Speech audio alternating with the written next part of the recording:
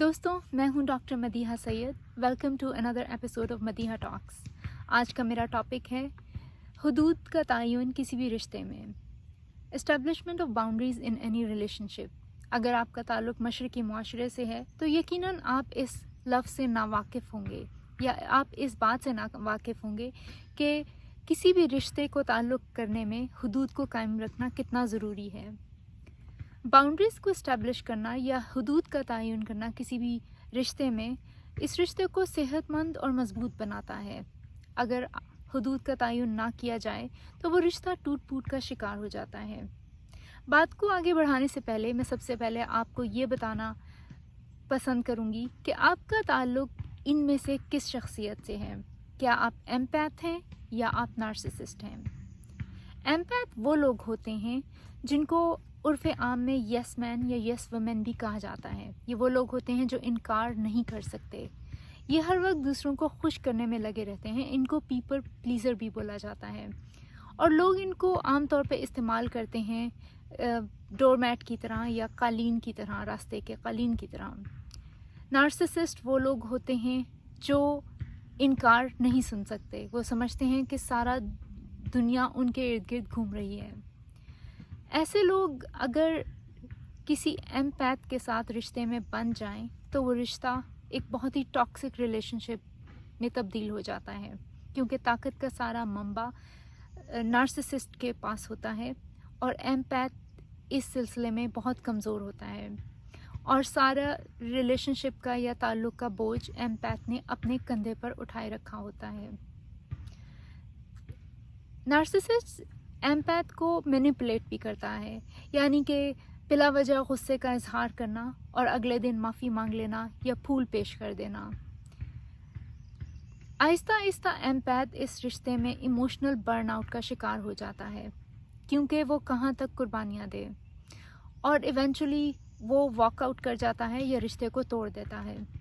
उस मौके पे एम्पैथ ये समझता है कि वो शायद बाउंड्रीज़ को इस्टेब्लिश कर रहा है या हुदूद का तयन कर रहा है, जो कि गलत है। बाउंड्रीज़ का इस्टेब्लिश करना उसी वक्त कंसिडर होता है जब आप उस रिलेशनशिप में या ताल्लुक़ में हों। जब आप उस ताल्लुक़ से निकल जाएं तो आप हुदूद का तयन नहीं करते बल्कि रिश्ते को तोड़ रहे होते हैं। एम्पैथ ये समझते हैं कि अगर वो लोगों को उनकी हुदूद के बारे में बताएंगे तो लोग उनसे नाखुश हो जाएंगे और उनको छोड़ देंगे। वो इस डर का शिकार होते हैं। हालांकि अगर लोग आपकी परवाह करते हैं या आपसे मोहब्बत करते हैं, जब आप उन्हें ये बताएं कि आप किसी काम को करने से नाखुश हैं या आपको किसी चीज़ से तकलीफ़ होती है, तो वो आपका ख्याल रखेंगे और उस काम को नहीं करेंगे। आपको सिर्फ वही लोग छोड़ेंगे जिनको आपकी परवाह नहीं है। मैं आपको कुछ एग्जांपल्स दूंगी या कुछ मिसालें दूंगी कि हमारे मशरक़ी मुआशरे में लोग किस तरह से हुदूद को क्रॉस करते हैं। आमतौर पर सोशल बाउंड्रीज़ को इस तरह से क्रॉस किया जाता है या पार किया जाता है, जैसे कि लोग किसी को कहेंगे कि तुम्हारा रंग काला हो गया है या रंग ख़राब हो गया है, या फिर किसी के वज़न पे पॉइंट आउट किया जाएगा या निशानदेही की जाएगी कि वज़न कम हो गया है या वज़न बढ़ गया है। या फिर अगर किसी की शादी नहीं हुई तो लोग क्वेश्चन करेंगे कि आपकी शादी क्यों नहीं हो रही या शादी कब होगी। शादी हो जाए तो लोग पूछते हैं कि बच्चे कब होंगे या बच्चे क्यों नहीं हुए। अगर किसी की डिवोर्स हो जाए तो लोग इस बात में दिलचस्पी लेंगे कि डिवोर्स की क्या वजूहात हैं, या आपकी तनख्वाह कितनी है, या आपको नौकरी कब मिलेगी। मियाँ और बीवी के रिश्ते में भी हुदूद का ख्याल रखना चाहिए, यानी कि बाउंड्रीज़ का। बीवी को शौहर का फ़ोन या शौहर को बीवी का फ़ोन या उनकी कॉन्वर्सेशन को नहीं सुनना चाहिए। अगर आपके पास अपने शौहर या बीवी का क्रेडिट कार्ड है तो इजाज़त के बग़ैर आप क्रेडिट कार्ड इस्तेमाल ना करें, या एक दूसरे से रिस्पेक्ट से बात करें। When to establish boundaries. इन बाउंड्रीज़ को कब इस्टेब्लिश करना चाहिए? मेरे नज़दीक जब भी कोई रिश्ता शुरू हो रहा हो तो उसी वक्त इन हुदूद का तयन करना बहुत ज़रूरी है। न्यूली वेड्स को या नए शादीशुदा जोड़े को शादी से पहले ही इस बात का तयन कर लेना चाहिए कि इन लॉज की कितनी इन्वॉल्वमेंट होगी یا ان کے آپس میں ڈس ایگریمنٹ یا کسی بھی لڑائی جھگڑے کا باہر لوگوں کو پتہ چلنا چاہیے یا نہیں، یہ بھی ان کو ڈیسائیڈ کرنا چاہیے. یا پھر آپس میں ایک دوسرے سے کسی بھی ڈس ایگریمنٹ یا لڑائی جھگڑے میں کس طرح سے بات کی جائے، ایک دوسرے کی رسپیکٹ کی جائے ہر حال میں. یا پھر محبت کا اظہار کس طرح سے کیا جائے.